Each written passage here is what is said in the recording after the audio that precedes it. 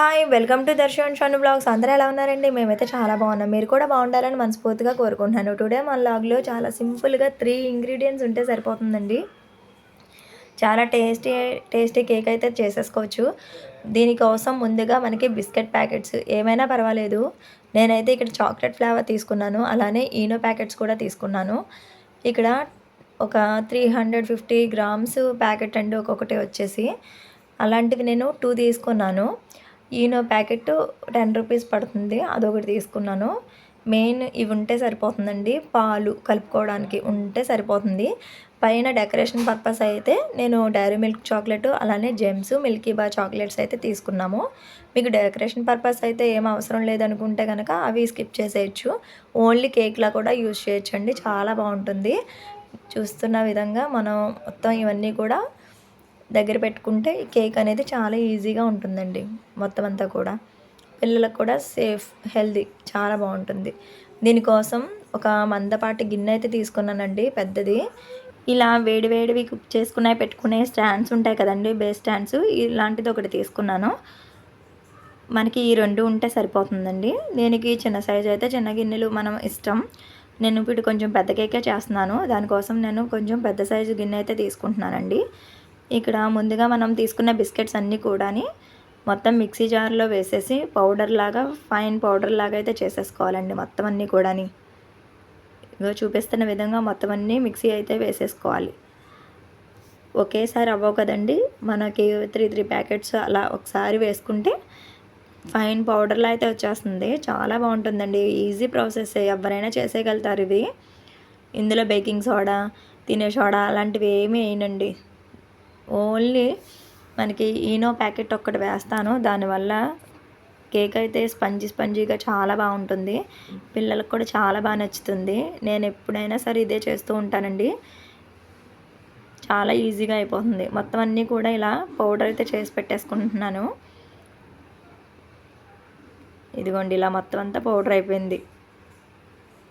ఇలా పౌడర్ అయిపోయిన తర్వాత కేక్ బ్యాటర్లా ప్రిపేర్ చేయడం కోసం ఇక్కడ పాలు అయితే యూజ్ చేస్తున్నానండి. కాచి చల్లారిపోయిన పాలు అయితే తీసుకుంటున్నాను. మనం ఒకేసారి వేసేయకూడదండి. కొంచెం కొంచెం కలుపుకుంటూ మనకి కేక్ బ్యాటర్ కన్సిస్టెన్సీ వచ్చే వరకు కూడా కొంచెం కొంచెం వేసుకుంటూ కలుపుకోవాల్సి వస్తుంది. ఒకేసారి అయితే వేయకండి. పాలు అయితే పూర్తిగా చల్లారిపోవాలండి. వేడి అస్సలు ఉండకూడదు. చూపిస్తున్న విధంగా కలుపుతూ ఉండాలి. ఇలాగా కట్ అండ్ ఫోల్డ్ మెథడ్లో మనం అలా కలుపుతూ ఉండాలి. కొంచెం కొంచెం పాలు యాడ్ చేసుకోవాలి. చూపిస్తున్న విధంగా ఒకేసారి పాలైతే వేయకూడదండి. ఇందులో నేనైతే ఎక్స్ట్రా షుగర్ అయితే అస్సలు యాడ్ చేయట్లేదు. మనకి ఆ కుక్కీస్లో ఉన్న షుగరే సరిపోతుందండి. ఎక్స్టర్నల్గా మనం షుగర్ అది యాడ్ చేయక్కర్లేదు. ఎటువంటి ఎసెన్స్ కూడా వేయక్కర్లేదు.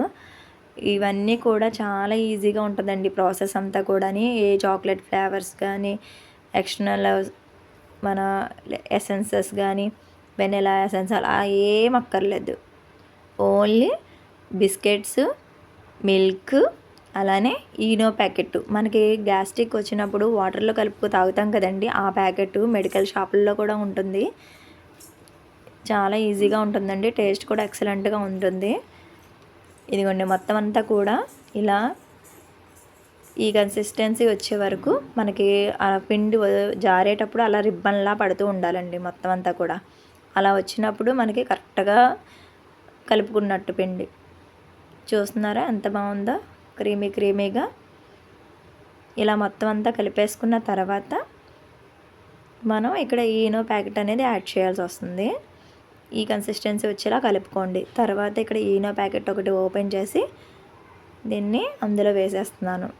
దీనివల్ల మనకి ఆ కేక్ బ్యాటర్ అనేది మొత్తం అంతా కూడా ఎయిర్ బబుల్స్ వచ్చి గుల్లగా అవుతుంది. చూస్తున్నారా మొత్తం అంతా కూడా ఎలా విచ్చిపోతున్నట్టు అవుతుందో.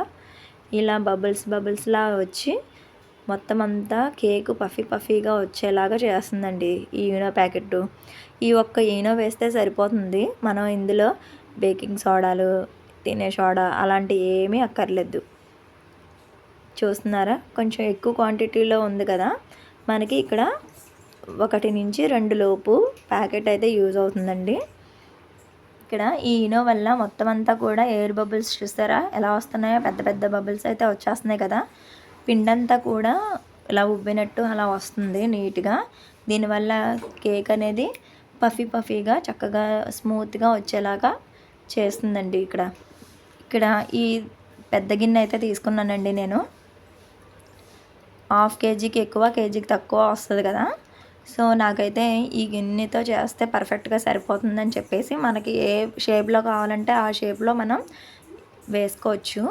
నేనైతే ఇలా రౌండ్ షేప్ వచ్చేలాగా ఈ గిన్నె అయితే తీసుకుని కొంచెం బటర్ అయితే వేసేసుకుని, నెయ్యి కానీ బటర్ కానీ మన ఇష్టం ఏదైనా వేసుకోవచ్చు.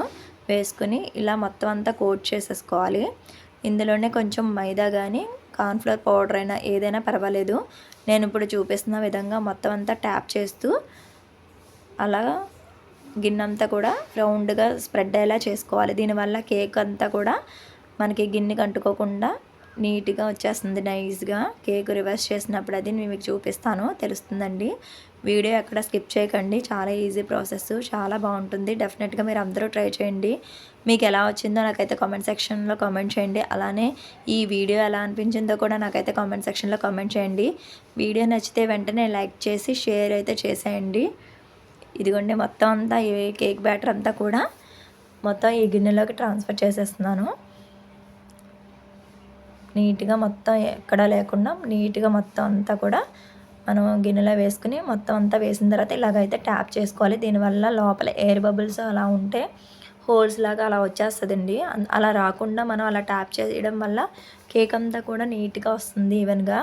ఇక్కడ గిన్నె కొంచెం ఫ్లేమ్ మీద పెట్టేసుకుని హీట్ అయిన తర్వాత మనకి ఈ గిన్నె అయితే పెట్టేశాను. అందులోనే నేను కొంచెం కేక్ అనేది చాక్లెట్ ఫ్లేవర్ లాగా క్రీమీగా రావాలని చెప్పేసి బైట్స్ అయితే నేను ఇలా మిడిల్లో పెడుతున్నానండి.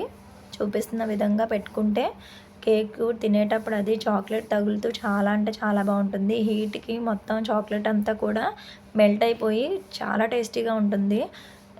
ఇవన్నీ పెట్టేసిన తర్వాత ఒక ప్లేట్తో అలా కవర్ అయితే చేసేసాను. నాకు ఒక 20 మినిట్స్కి చెక్ చేస్తే నాకు ఇంకా ఆ పిండి అయితే అలా నైఫ్కి అంటుకుంటుందండి. నాకు ఎగ్జాక్ట్గా 40 మినిట్స్ పట్టింది. 40 మినిట్స్కి ఇలా వచ్చిందండి. లైట్గా ఉందని చెప్పేసి నేను ఇంకో 5 మినిట్స్ అయితే ఉంచాను. టోటల్ నాకు 45 మినిట్స్కి కేక్ పర్ఫెక్ట్గా కుక్ అయిపోయింది.